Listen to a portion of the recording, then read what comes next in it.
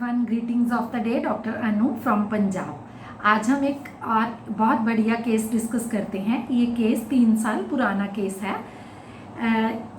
ये केस एक 6 साल की बच्ची का केस है जो अपने मदर के साथ मेरे पास मेडिसिन के लिए आई थी। तो जब वो लड़की मेरे पास लाई गई थी तब उसको एक्यूट प्रॉब्लम थी कि उसको लगातार वॉमिटिंग हो रही थी और कुछ भी पानी भी पी रही थी, वो भी वॉमिट कर रही थी। तो उसके मदर मेरे पास उसे लेकर आए तो उन्होंने मेरे को बताया कि डॉक्टर साहब कल इवनिंग ये किसी बर्थडे पार्टी पे गई थी, तो वहाँ पर इसने कोक पिया, फ्राइज़ खाई, चॉकलेट वगैरह, बर्गर वगैरह ज़्यादा खा लिया। शायद हमने सोचा उसके कारण इसे वॉमिटिंग हो रही हो। तो वो लड़की बहुत डरी सहमी सी बैठी थी। तो मैंने उनसे पूछा कि ये ऐसी क्यों है। तो उन्होंने कहा कि सुबह भी इसको एक पानी दिया था मैंने पीने के लिए, इसको प्यास लगी थी तो इसने 2 घूंट पानी पिया तो वॉमिटिंग कर दी, तो फिर इसके कारण मैं आपके पास इसे लेके आई हूँ और सुबह का इसने कुछ भी नहीं खाया। तो मैंने बोला कि ओके। तो उसके मदर ने बोला चलो मैम, इस चीज़ की तो आप मुझे मेडिसिन दे ही दोगे और ये प्रॉब्लम तो एक्यूट प्रॉब्लम है, ठीक हो ही जाएगी, लेकिन मुझे तो ये साइकी लगती है। तो मुझे ये बात सुनकर बहुत अजीब लगा कि एक मदर अपनी 6 साल की बच्ची के लिए बोल रही है कि ये तो मुझे साइकिक लगती है। तो मैंने उन्हें पूछा कि बताइए, आप मुझे खुल के बताइए, ठीक है मैं मेडिसिन दूंगी इसे, कि क्या प्रॉब्लम है आपको लगती। तो उन्होंने कहा कि डॉक्टर साहब जब भी ये स्कूल से वापस आती है ना, तो यूनिफॉर्म उतारने के इमीडिएटली बाद ऐसे छटपटाती है जैसे मरने वाली हो, जैसे नशा टूट रहा हो, कि इसे बस टैबलेट दे दो, और या टैबलेट नहीं है तो फ़ोन दे दो, फ़ोन नहीं तो टीवी चला दो इसके लिए। मतलब इसको कुछ ना कुछ करना ही है। ऐसे नहीं कि जैसे बच्चे स्कूल से आते हैं, खाना खाते हैं, यूनिफॉर्म चेंज करते हैं और घंटा 1.5 घंटा लेट जाते हैं। मतलब ये वो इतनी हाइपर एक्टिव थी कि उसे कुछ ना कुछ चाहिए था। तो मैंने उनको बोला कि ओके, आप मुझे इसकी नेचर के बारे में सब कुछ बताइए कि इसकी क्या कैसी नेचर है। इसके मदर पहले भी मेरे पास आते हैं तो मुझे पता था कि इसकी एक बड़ी बहन भी है और उसकी एज 10 साल की है। तो उन्होंने कहा कि मैम बहुत अच्छी है, पढ़ने में भी बहुत अच्छी है, क्लास में बहुत ज़्यादा इंटेलिजेंट है, पहली 5 पोजीशंस में ही आती है, इसको खुद से ही चिंता रहती है कि इसने अपना होमवर्क पूरा करना है। अगर टेस्ट भी होगा तो आते ही मुझे, उसके मदर भी स्कूल टीचर हैं, तो मुझे आते ही बताएगी कि मम्मा कल इस चीज़ का टेस्ट है, मुझे आप इसकी तैयारी करवा दो, कि मुझे उसकी चिंता नहीं रहती, पढ़ने में ये बहुत ज़्यादा अच्छी है। तो उन्होंने बोला कि इसके नानी मम्मा से भी नहीं बनती। ये जो बच्ची और इसके मदर हैं तो ये अपने मतलब इनके नानी इनके जो है घर में ही रहते हैं। तो उन्होंने कहा कि इसके, मैंने कहा क्यों नहीं बनती नानी से। तो बच्ची ने बोला क्योंकि नानी बहुत टोकती है, नानी बहुत बोलती है। तो उसके मदर ने बोला कि मैम देखो वो बुज़ुर्ग हैं, जब ये ऐसे रिएक्ट करती है कि टैबलेट दे दो, ये नहीं करना, वो नहीं करना, इसको टोका टोकी करते हैं, तो इसलिए इसकी उनके साथ नहीं बनती। तो उन्होंने मेरे को बताया कि कपड़ों की बहुत ज़्यादा शौकीन है। आजकल जो वो आर्टिफिशियल नेल्स चले हुए हैं तो बहुत इसके पास हैं, खुद से ही वो ग्लू के साथ वो लगाती रहती है और उस पर पेंट करती रहती है। तो मैंने कहा कि आप अब बताइए कि इसकी बड़ी बहन के साथ इसकी केमिस्ट्री कैसी है, उसके साथ इसकी। तो उन्होंने कहा कि मैम उसकी बड़ी बहन है जो वो टिपिकल पल्स डीला है। तो उन्होंने बोला कि मैम वो तो बेचारी आपको पता ही है कि बहुत सीधी सादी सी लड़की है, तो जब भी इसको मतलब होता है अपनी बहन से तब दीदी दीदी बोल के उसका सब कुछ ले लेती है। जैसे उसे बोलेगी कि दीदी मेरा प्लीज़ ये कर दो, दीदी वो कर दो। अगर मैं हेयर बैंड वगैरह या क्लिप्स जो होते हैं वो लाऊंगी उसके लिए भी, इसके लिए भी, तो वो भी उससे ले लेगी दीदी दीदी बोल के। अगर वो इसको कोई काम कह दे, जैसे हॉलीडे होमवर्क है, कुछ आर्ट एंड क्राफ्ट बनाना है, कि वहाँ से सीज़र उठा दे, मुझे अपने कलर्स दे दे, स्केच दे दे, अगर उसका एक काम करेगी भी तो 10 काम वापस उससे करवाएगी। तो मैंने कहा ओके। तो अगर बाहर से जैसे कुछ खाने के लिए भी आता है, फ्राइज़ मंगवाई या चिप्स के पैकेट आए, तो अपना तो रखेगी रखेगी, उसका भी आधा ले लेगी ये। तो मैंने कहा ओके। तो फिर मैंने पूछा कि अपने फादर के साथ कैसी है। तो उन्होंने बताया कि आपको पता है कि इसके फादर जो हैं उनकी नेचर थोड़ी हार्ड है, लेकिन ये सबसे लाडली बिटिया है अपने पापा की। तो बड़ी तो उनसे डरती है, लेकिन पता नहीं इसमें कैसा है कि वो बिजनेसमैन है, बाहर आते जाते रहते हैं, वो बाहरले कंट्रीज़ में भी जाते आते हैं बिजनेस के सिलसिले में। तो इतना मतलब जो भी ये बोलेगी खिलौने लाने के लिए, तो इसके पापा हर बात मतलब कुछ भी पता नहीं इसमें ये कैसा है आर्ट की, उनसे भी अपनी बात मनवा लेती है। तो मैंने बोला कि ओके। तो फिर उन्होंने बताया कि, तो मैंने कहा क्या खिलौने मंगवाती है, किस टाइप के ये खिलौने अपने पापा से मंगवाती है। तो उन्होंने बताया कि जैसे वो कनाडा या बाकी कंट्रीज़ में आते जाते रहते हैं, तो इसको बारबी डॉल की कलेक्शन का बहुत शौक है।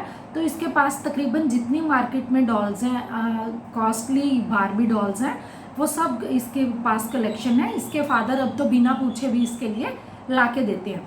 तो उन्होंने मुझे मोबाइल में से वो इसकी अलमीरा में जो बारबी डॉल्स हैं उसकी पिक्चर्स भी दिखाई। तो मैंने और बहुत अच्छी कलेक्शन इस बच्ची के पास डॉल्स की थी और बहुत संभाली हुई कलेक्शन थी उसके पास। तो उसके मदर ने ये भी बताया कि जब छोटी थी तब से इसके टॉयज़ इसके पास हैं, कोई भी तोड़ती भी नहीं है, बहुत ज़्यादा संभाल के ये अपने टॉयज़ को रखती है। तो मैंने पूछा कि शेयर करती है, जैसे कज़न्स आते हैं या कोई फ्रेंड्स आते हैं इसके, तो शेयर करती है। तो उन्होंने बोला कि ऐसे शेयर तो नहीं करती, लेकिन जब भी इसके पापा इसके लिए नए टॉयज़ वगैरह लाते हैं तो अपने दोस्तों को बुलाकर दिखाती ज़रूर है कि अगर कोई मांगे भी तो नहीं देती। तो कई बार तो मुझे उलाना भी मिला है कि आसपास से कि अपनी बेटी को बोलो कि अगर ऐसे खिलाना नहीं होता तो अपना हमारे बच्चों को ऐसे दिखाया ना करे, क्योंकि घर में आके फिर वो भी डिमांड करते हैं कि जो उसके पास है वो हमें भी लेके दो। तो मैंने कहा कि ठीक है। तो उसके बाद बच्ची ने पूछा कि आंटी ये सब क्यों पूछ रहे हैं मेरे बारे में, मेरी डॉल्स के बारे में। तो उसके मदर ने उसे समझाया कि आपको ये दवाई देंगे। तो observation was the girl was so neat and clean. उसने मतलब जैसे बारबी डॉल्स के डिफरेंट हेयर स्टाइल होते हैं, बहुत ऊंची करके पोनी बनाई हुई थी और बहुत सुंदर एक क्लिप पहना हुआ था उसमें। तो ये केस था। तो मैंने मेडिसिन दी और मैंने उन्हें 6 मंथ फॉलोअप देने के लिए बोला था, लेकिन 4.5 मंथ उन्होंने मुझे फॉलोअप दिया और उसके बाद वो भी अब्रॉड शिफ्ट हो गए। ये केस है। Please analyse the case, then we will discuss the remedy. जो इस केस में मैंने कंसीडर किया और जिस चीज़ के लिए वो उसके मदर मेरे को बता रहे थे और उसे साइकिक बोल रहे थे, तो पहला डायरेक्ट रूब्रिक ही मैंने वो कंसीडर किया, एक्टिविटी डिज़ायर एक्टिविटी, कि वो बच्ची स्कूल से आने के बाद बिल्कुल भी नहीं टिकती। She is a hyper active child, ये करना है वो करना है, टैब दे दो, टीवी दे दो, मोबाइल दे दो। तो ये डायरेक्ट रूब्रिक। तो जब वो मेरे पास आए थे तो वो बच्ची मुरझाई सी डरी हुई थी। तो जब मैंने उनसे पूछा कि ऐसी क्यों है, तो उन्होंने मुझे बताया कि क्योंकि कल से वॉमिटिंग है, तो आज भी सुबह 2 घूंट पानी पिया और वॉमिटिंग हो गई और उसके बाद इसने कुछ भी खाया पिया नहीं। तो मैंने यहाँ पर रूब्रिक लिया, फ्राइटेंड इजीली, पेन्स फ्रॉम। उन्होंने मेरे को बताया कि इसको पढ़ाई के लिए बिल्कुल भी कुछ नहीं बोलना पड़ता। अगर इसका टेस्ट है तो भी ये मुझे अपनी डायरी दिखाएगी, बताएगी कि ये चीज़ तैयार करवा दो, तो उसे खुद से चिंता है, मदर को उसकी पढ़ाई के बारे में कुछ भी नहीं बोलना पड़ता। तो मैंने यहाँ पर रूब्रिक कंसिडर किया, एंजाइटी, बिजनेस अबाउट। और 4th rubric was the selfishness, जैसा उसका बिहेवियर अपने फ्रेंड्स की तरफ है, अपने मदर की तरफ है, अपने फादर के लिए है या बहन के लिए है। तो ओवरऑल मैंने रूब्रिक कंसिडर किया सेल्फिशनेस। जैसे उसके मदर ने उसके कपड़ों के बारे में, नेल पेंट, नेल आर्ट करती है, इतनी छोटी बच्ची, बड़े बच्चों को तो सेंस आ जाती है कपड़े पहनने की, तैयार होने की, लेकिन ये 6 इयर्स की बच्ची में मैंने रूब्रिक कंसिडर किया क्वैक्टिश, टू मच। और जो उसके बिहेवियर के लिए रूब्रिक कंसिडर किया, जब मदर ने बोला कि फादर की नेचर बहुत ज़्यादा हार्ड है, हम सब उनसे डरते हैं, लेकिन इसके लिए वो टॉय लाते ही लाते हैं, पता नहीं ऐसा उनमें क्या है, और जब भी इसको काम होता है तो अपनी बहन को दीदी दीदी बोल के ये सब काम करवा लेती है। तो यहाँ पर रूब्रिक आएगा, flattering seducing behaviour children in. और जो उसके मदर ने बताया कि अगर एक काम अपनी बहन के लिए करेगी तो 10 उससे करवाएगी। अगर वो कुछ अपना वर्क कर रही है, आर्ट एंड क्राफ्ट कर रही है, उससे कैंची मंगवा ली या कुछ मंगवा लिया उससे, तो उसका एक काम करेगी और बदले में 10 काम उससे करवाएगी। तो यहाँ पर एक बहुत अच्छा रूब्रिक है जो मैंने बच्चों में बहुत बार अप्लाई किया है और बड़ों में ये रूब्रिक बहुत एप्लीकेबल है। The rubric is charitable expectation of recompense with. अब हम ये रूब्रिक थोड़ा सा समझेंगे। चैरिटेबल इज काइंड, जेनरस, दयालुता। किसी की हेल्प, चैरिटी देते वक्त ये एक्सपेक्ट करना कि अब ये इसकी भरपाई करेगा, बदला चुकाएगा। तो ये छोटे बच्चों में बहुत रूब्रिक अप्लाई होता है। वो काम तब करते हैं, जैसे यहाँ पर हमेशा ये अपनी बहन के लिए ऐसा करती है कि उसके मदर ने बोला कि अगर एक काम करेगी तो 10 करवाएगी।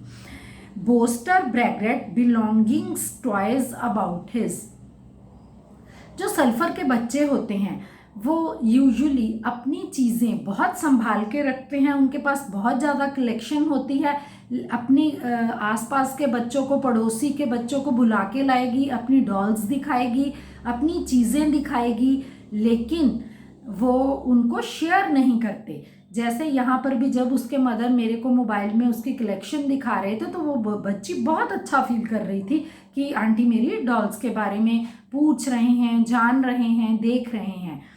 तो यहाँ पर आएगा boaster braggart belongings toys about his.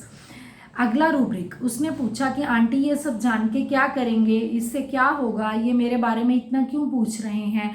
तो यहाँ पर हम रूब्रिक ले सकते हैं इंक्विजिटिव और curious. And the last rubric is greed, cupidity.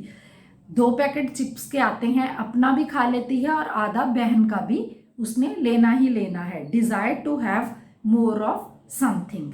Grid, cupidity, क्वैक्टिश, ऐसे रूब्रिक हमने रूब्रिक डिफरेंशिएशन सीरीज में बहुत अच्छे से एक्सप्लेन किए हुए हैं, आप वहां से जाकर भी इन्हें सुन सकते हैं। I hope this case is clear now.